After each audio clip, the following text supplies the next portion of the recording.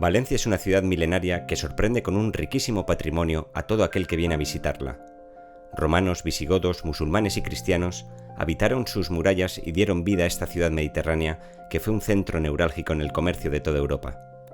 Las Torres de Serrano, la Catedral de Valencia o el Palacio del Marqués de Dos Aguas son algunas muestras del rico patrimonio histórico con el que cuenta la ciudad. Pero quizás el tesoro mejor guardado de la ciudad de Valencia corresponde a las ruinas descubiertas bajo la actual Plaza de la Almoina junto a la catedral.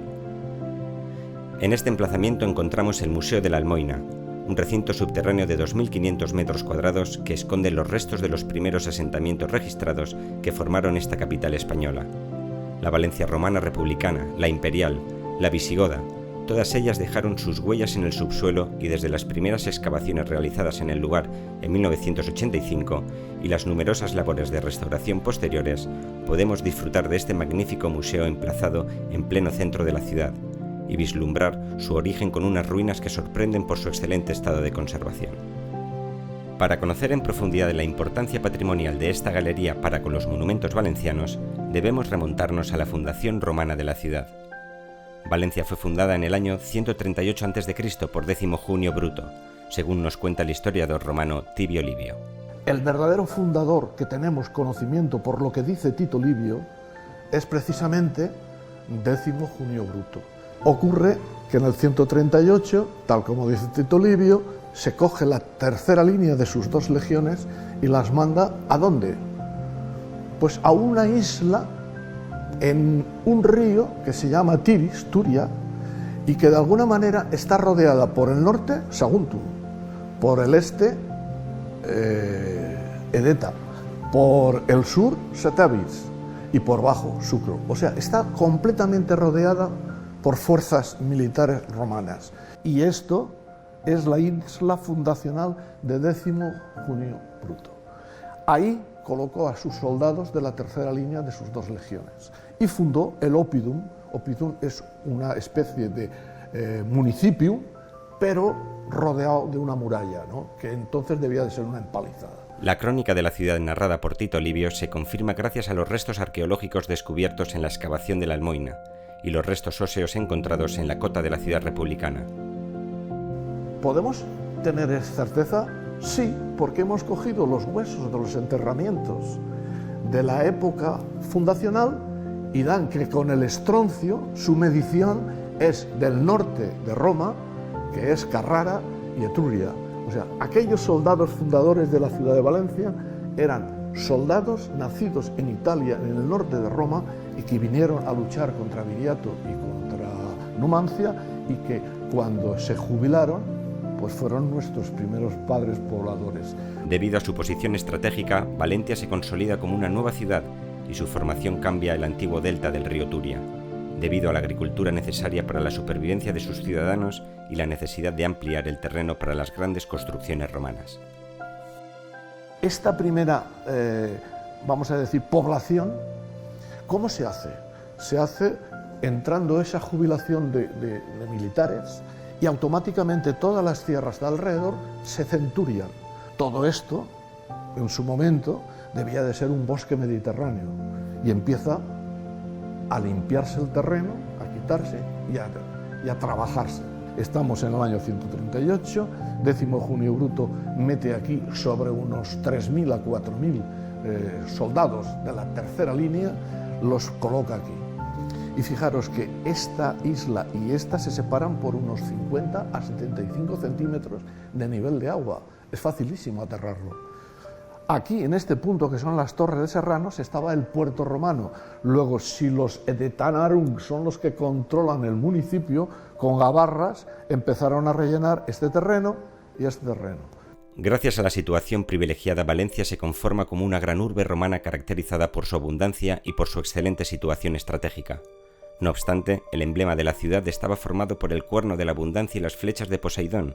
El mismo César Augusto reconoce la riqueza de la tierra de Valencia por la facilidad que tiene con el agua dulce, por la producción de esto, y nos dice el cuerno de la abundancia, pero es que además nos dice, cuidado, es que ustedes también navegan por el mar y pescan, es que ustedes están en mitad de una confluencia de vías importantes, porque hacia allá se va a Sagunto y a Roma, pero por aquí se va a Mérida y Gusta. Entonces ustedes están en confluencia, donde les está llegando productos, servicios, etc. Y por eso César Augusto nos concede a Valencia el cuerno de la abundancia y las flechas de Poséidon. Toda esta información previa nos lleva a un punto de la ciudad, al corazón de la urbe, donde se asentaron los primeros soldados que llegaron a aquella remota isla situada en el delta del río Tiris. Este centro neurálgico es hoy en día el Museo Subterráneo de la Almoina. La Almoina es digamos, el espacio donde se muestra todo el pasado romano de la ciudad.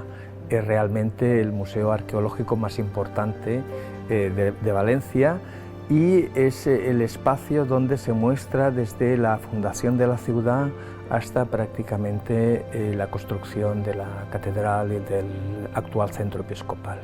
Aquí estamos en el entorno del centro y posiblemente en el único espacio posible donde se podía excavar una superficie tan grande como la que podemos contemplar ahora.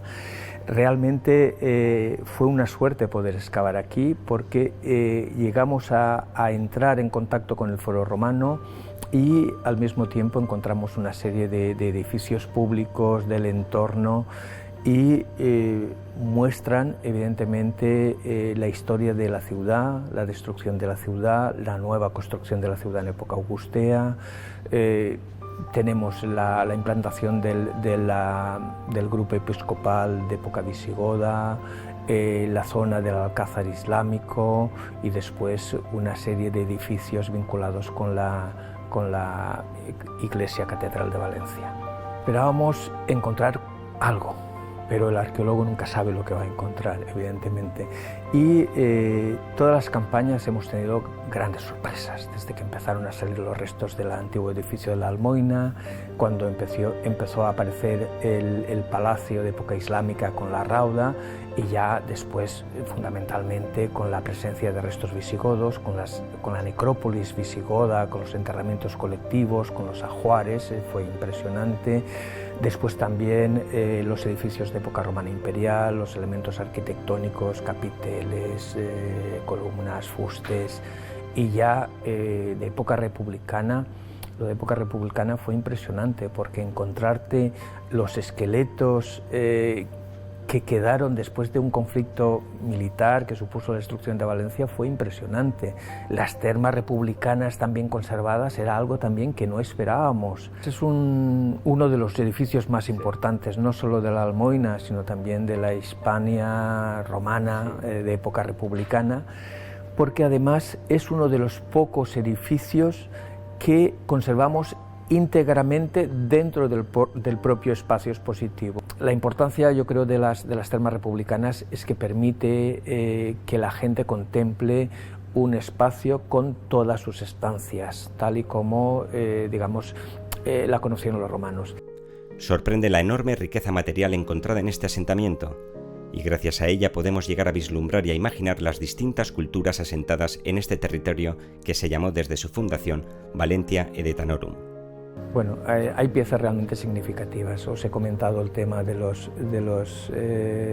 muertos de época sertoriana. Estos muertos iban asociados con vajillas, con platos, con cuencos y también con armamento de la época. Encontrar los muertos con un conjunto tan importante como el que se halló en su momento, con el armamento utilizado durante la guerra, es un hallazgo realmente interesante. También habían algunos elementos fundacionales. Tenemos pequeños pozos rituales, tanto de época republicana como de época imperial. La visita al Centro Arqueológico La Almoina es un paseo por los 1000 años de historia de Valencia. El subsuelo arqueológico reúne un conjunto de edificios monumentales que forman un completo compendio de la historia y la evolución urbana de Valencia desde sus orígenes hasta Jaume I. Como edificios importantes de época republicana vamos a tener el hórrea, que lo tenemos a mano derecha. Tenemos unos restos bastante antiguos de la ciudad fundacional de adobes, de barro secado al sol. Tenemos las termas republicanas y tenemos después ya los niveles de destrucción de Valencia. Creo que son las partes más significativas. Hay algunos elementos relacionados con el Asclepeion que pueden estar justo detrás de nosotros. aquí tenemos el hórrea, que era el almacén del que hablamos, y para distinguirlo de las construcciones imperiales lo que tenemos que hacer es fijarnos un poco en el muro este, que es el muro del porticado, muro de cierre. Tendremos un porticado con una especie de corredor, un deambulacro, y después tendríamos ya lo que es el edificio del hórrea, que son naves alargadas. Tendríamos aproximadamente un cuarto de la nave, tendremos aún casi 3/4 más, donde vemos los muros de cierre que hacen como Ts con sillares almohadillados, y en realidad hay cuatro grandes estancias alargadas, posiblemente con un acceso desde la parte trasera, la parte posterior. Evidentemente está en ángulo entre el Cardo y el decumano. Bien, como os comenté, a partir de época augustea hay un cambio y comenzamos a ver que hay una serie de muros que ya ocupan los espacios interiores, lo que indica ya es que este hórrea ha dejado de funcionar, y tenemos otra estructura también con unos pilares centrales que parece que puede también tener la misma función, aunque ya no está tan definida como la primera. Aquí tenemos ahora, mirar un poco, tenemos la planta de lo que sería la ciudad de época republicana. Los hórreas serían aquellos. Este sería un espacio, digamos, que estaría en el otro lado, posiblemente correspondiente a una plaza, porque parece que en época imperial es plaza. Tendremos la zona interpretada como el Asclepeion y las termas de época republicana en la mitad de la manzana, mientras que en la otra manzana tenemos una especie también de tiendas, tabernas ya vinculadas al foro. Estas cosas a veces van cambiando de interpretación. Algunas de estas tiendas se piensa que podría ser la curia de época republicana, pero bueno, estamos trabajando en hipótesis. Aquí tenemos también otros restos de época republicana, muy interesantes porque son los muros más antiguos de la ciudad. Muros, como veis, hechos con adobes. Todas estas estructuras son posiblemente las construidas después de 138 y entre 138 y 125, que es cuando se construyen las termas republicanas. Termas ya con unas características de edificio monumental, donde ya se emplea por primera vez en Valencia lo que es el ladrillo cocido, tanto en pavimentos como en muros. A las termas entraremos por aquí, desde la calle Porticada. La primera estancia sería un pequeño vestíbulo, una sala de recepción. A través de un pasillo llegaríamos al apoditerium, que es el vestíbulo donde la gente ya se quita la ropa o guarda la ropa en taquillas y ya se ponen los aceites. Desde aquí generalmente se iba a las letrinas. Las letrinas es una sala alargada, rectangular. Era un espacio bastante apreciado por los romanos, era un espacio también donde la gente pues, se sociabilizaba, siempre con desagües al exterior. Desde el vestíbulo se solía acceder al tepidario, una sala templada, muchas veces una especie de sauna, una sala de calor seco. De esta sala también se podía pasar al caldario, una sala de calor húmedo, similar a un hammam, con el vapor flotando, donde había también un banquito y una especie de piscina, un alveus que llaman, donde la gente pues, se sentaba y se bañaba, era una especie de bañera. Y generalmente también este tipo de establecimientos contaba con algún médico que recomendaba, en función de las dolencias que uno tenía, qué salas tenía que frecuentar más o menos y durante cuánto tiempo. Esta sala funcionaba con agua caliente. Generalmente en época imperial ya hay un sistema de hipocaustum, que es muy similar a las glorias castellanas o a un suelo radiante actual, pero en aquella época únicamente, digamos, la cámara hueca la tenía la piscina, el alveus, el primer pavimento de barro cocido, digamos, de la Valencia romana. Los ladrillos de los bancos también son de barro cocido. Generalmente las dimensiones son dimensiones relacionadas con el cuerpo, un pie por un pie y medio aproximadamente. Estas serían también los primeros ladrillos constructivos de barro cocido, a diferencia del barro secado al sol que hemos visto antes. En este caso podemos ver cómo hay un horno y seguramente después este horno pierde un poco su función original y construyen otro y lo conectan con el anterior, o sea, lo llevan al mismo conducto. En realidad esto también, ya veis, es tierra cocida. En las excavaciones podemos encontrar el esqueleto de un legionario romano hecho prisionero por las tropas de Pompeyo con claras señales de la tortura a la que fue sometido. Los muertos de época republicana aparecieron fundamentalmente en dos zonas. Tenemos que tener en cuenta que generalmente los combates son al aire libre. Entonces, parte de los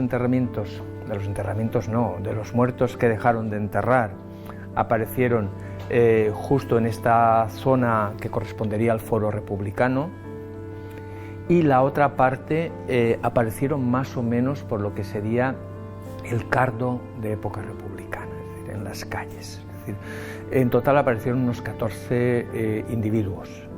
Estaban mutilados, algunos estaban atravesados con pilums empalados, tenían huesos cortados, estaban destrozados. Evidentemente todo este es el material que apareció. Tener en cuenta que aquí conservamos restos de lanzas, de pilums largos, humbos de escudos, podones, falsonets, también puntas de lanza, cuchillos. Nos falta el embangue.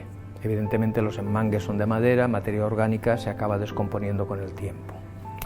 Pero en realidad cada uno de los muertos tenía a su alrededor pues el armamento que solía portar en el momento en que lo mataron. Hemos dejado uno como testimonio de los muertos. Podéis ver, es muy blanco, se limpió, se restauró y los extremos los conserva quemados aún. El resto, lo que era la parte del cuerpo, la conserva pues más o menos blanca, en buenas condiciones, pero la cabeza ya la presentaba un poco como partida. No sabemos muy bien si le dieron un golpetazo en la cabeza o que. Las piernas cortadas, los brazos cortados, el espectáculo era increíble. En el momento de la excavación, cuando empiezas a excavar y te van saliendo estos muertos con el armamento, con el material, lo tienes bien datado y relacionas un acontecimiento histórico del que hablan las fuentes con unos hechos reales que tú en ese momento estás excavando. Esto no suele aparecer mucho porque restos de batallas antiguas no los hay, y aquí en Valencia hay, y hay de la destrucción de la ciudad. Durante la excavación aparecieron del foro la línea del porticado y dos basas áticas aún se conservaban in situ. El resto de elementos del porticado del foro estaban reutilizados tapiando los intercolumnios, lo que nos indica que posiblemente el espacio central del foro en un momento determinado fue fortificado y utilizado como un castellum. Es decir, el espacio central se cerró reutilizando los elementos del propio porticado para levantar un muro cubriendo los espacios intermedios. Continúa, ya veis el ritmo de las columnas. Aquí tendríamos digamos el pórtico del lado este, con línea de fachada de los edificios importantes donde estaría hórrea, donde estaría curia tabularium y donde estaría después se interpreta como una basílica en el extremo final. El templo se supone que estaría en el lado norte. Vale. Aquí hay un elemento interesante que debemos observar, y es que en realidad la parte moldurada debería dar al foro, pero como que tenemos el muro y la parte interna es una parte lisa, se ha utilizado, como ya comentamos, como un recurso didáctico para que la gente vea cómo era el remate de este tipo de orden arquitectónico. Tenemos otro elemento interesante, y es que veis que los capiteles no siguen ningún orden clásico. Serían capiteles corintios, pero estarían preparados para ir revestidos con estucos, con yesos, ¿vale? Entonces estos anillos lo que hacen es sujetar lo que sería el mortero, ¿vale? Entonces, imaginemos plaza, imaginamos el foro envuelto de edificios públicos, y de estos edificios públicos tenemos aquí la reconstrucción del Hórrea, la parte del gobierno municipal, que ahora veremos, donde hay algunas inscripciones, hay elementos arquitectónicos diversos, donde hay un capitel de pilastra precioso y otro compuesto. Yo creo que es algo interesante.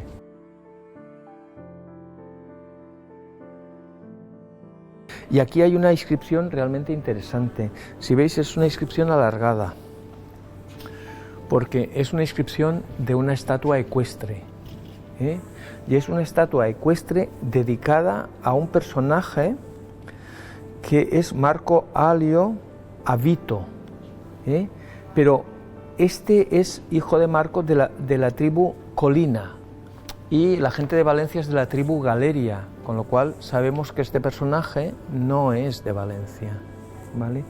Entonces los estudios, las investigaciones parecen indicar que era de un ciudadano que seguramente era un comerciante que tenía muy buena relación con Valencia, incluso se ve que hacía algunas obras y financiaba determinados espectáculos, determinadas obras, y era de más o menos de la zona de Córcega,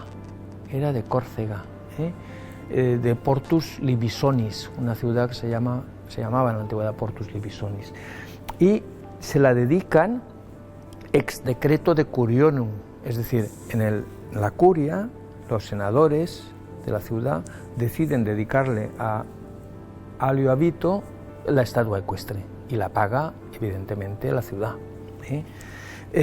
Abajo veis Valentini, Veterani et Veteres, los dos órdenes de la ciudad reunidos juntos para tomar decisiones importantes respecto de la ciudad. Los ciudadanos romanos de cualquier ciudad importante solían invertir en las ciudades del entorno para conseguir más apoyos a nivel político cuando promocionaban fuera de su zona, y también, porque formaba parte, del prestigio de una familia el que fuera conocida más allá de su ciudad. Generalmente era gente de rango ecuestre o incluso con aspiraciones a ascender a orden senatorial. Era gente realmente importante, grandes terratenientes con grandes vilas que pagaban obras públicas. ¿Cuál es el problema de Roma? Que mientras la gente paga obras públicas, pues se siente satisfecha. Esto pasa ahora. El problema está que se hacía obra nueva, pero no se reparaban las cloacas, las instalaciones, y cuando esto colapsa los edificios dejan de funcionar. A los políticos no les gusta reparar cloacas, prefieren levantar templos, y entonces esto ocasionó que muchas ciudades al final acabaran sin tener una función clara, porque las cloacas ya no funcionaban, no llegaba el agua a las casas, no podían evacuar el agua, era un conflicto. Entonces, pues bueno, hasta el siglo III se levantan edificios. Aquí hemos colocado también 2 inscripciones, evidentemente las inscripciones se han ido reubicando. Hay una dedicada a Fortuna, a la diosa Fortuna. La han colocado aquí porque sabéis que las basílicas eran espacios donde se impartía justicia, pero también eran espacios económicos, similar a la lonja, donde se realizaban, digamos, negocios, gestiones de tipo comercial. Tenemos estas y después tenemos una inscripción dedicada al emperador Domitiano, es Aureliano Deo, la dedican los Valentini Veterani e Veteres, y esta inscripción es muy interesante. Veis las marcas de los pies de la escultura en la parte superior, y por la parte posterior tiene una damnatio memoriae del emperador Heliogábalo. Una damnatio memoriae es, ahora pasa, similar a lo que sería la memoria histórica, es decir, cuando algún gobernante no hace bien su trabajo y, digamos, es reputado por el Senado, digamos, de Roma, se le practica una damnatio que implica que se borran todas las inscripciones, que se destruyen todas las esculturas de este emperador. Digamos, es algo que nos recuerda muchos acontecimientos de muchos países que pasan de un régimen dictatorial a un régimen democrático. Ocupando toda la parte posterior de esta supuesta basílica hasta lo que sería el cardo, y seguramente hasta el decumano siguiente, tenemos una especie de domus, de casa, articulada en torno a un patio central tipo perístilo, que tiene también sus dependencias o sus espacios artesanales.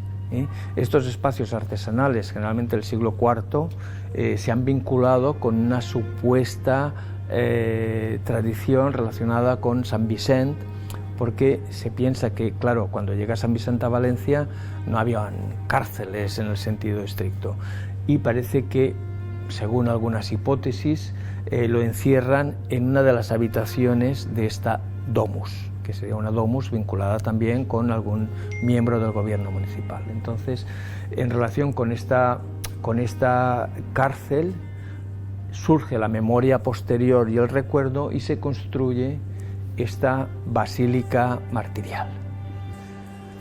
Bueno, estamos llegando a lo que sería el cardo de época imperial, cardo con una fontana. Sabéis que los cardos solían tener fontanas en sus esquinas, en sus cruces. Vemos también la mayoría de casas romanas solían tener la entrada a la domus, el vestíbulum, pero a los lados solían haber tiendas, tabernas que se alquilaban. Esas tabernas generalmente tenían unas puertas correderas, y aquí podemos ver un gran espacio, mirar todo este umbral, este vano, que nos está indicando que justo pegado a la vía había una tienda, una taberna. No sabemos muy bien qué venderían, pero generalmente son productos de alimentación, bebidas, comidas, y bueno, la gente iba pues a tomar sus cervezas, sus cañitas como ahora. De este cardo está reconstruido. Podéis ver que hay algunas piedras que tienen siglas aún, son piedras que se sacaron durante la excavación, se almacenaron, y después, evidentemente, se continuó con el trazado del cardo en una zona que había desaparecido por el expolio que os comentaba antes y la reutilización de sillares para construcción de nuevos edificios. Podéis ver que estos elementos tienen como característica la pintura en rojo de las paredes, el revestimiento de mortero hidráulico, que generalmente tenía una capa de cenizas, que son las puzzolanas que llaman ahora, que es lo que hace que el cemento, que el mortero con agua frague bien, porque si no, no fragua. Y después generalmente hay molduras de media caña en las juntas para que el agua no se vaya por las juntas. Y esto es parte del material que aparece en el momento, digamos, fundacional, que apareció en el pozo que habéis visto abajo, que parece que está relacionado con una peste que hubo en la época del obispo Ramón de Espont, y entonces generalmente todos los objetos que se utilizan en la época de pestes, de epidemias, se entiende que están contaminados y entonces generalmente se tiran y se sustituyen. ¿Bien? Entonces, pues bueno, podéis ver que aquí hay una serie de piezas realmente fantásticas. Es cerámica de Paterna, verde manganeso que se llama, donde hay una serie de animales mitológicos que recuerdan mucho decoraciones que aparecen en iglesias del siglo XIII, XIV, incluso en los claustros románicos suelen aparecer este tipo de figuras. Material ya de época cristiana. Esgrafiadas, piezas verde manganeso, corda seca que se llaman, toda clase de vajilla y de cerámica de cocina, tanto de cerámica de fuego como de transformación, candiles, botellas, aguamaniles, ollas, mira, más candiles, tenemos de todo, incluso un tesorillo que nos apareció aquí.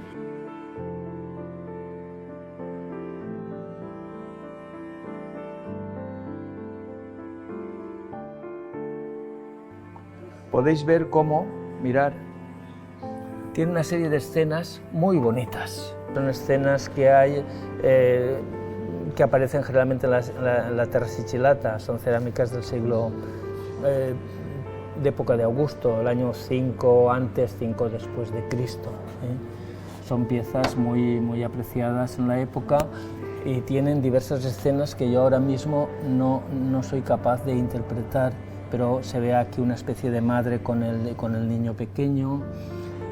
Son escenas, parecen más escenas domésticas, de vida cotidiana. Entonces tenemos aquí toda una serie de cerámicas que nos dan una adaptación que corresponde más o menos con lo que sería la refundación de la ciudad en época augustea. Incluso hay cerámica ibérica. ¿Por qué?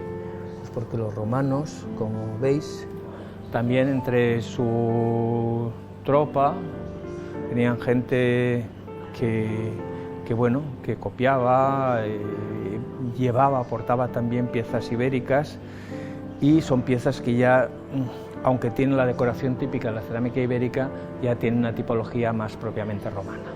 Un cúmulo de señales, de huellas, de rastros de lo que fue la Valentia romana, la Valencia visigoda e islámica, que gracias a las pasadas intervenciones configuran el Museo Arqueológico de la Almoina.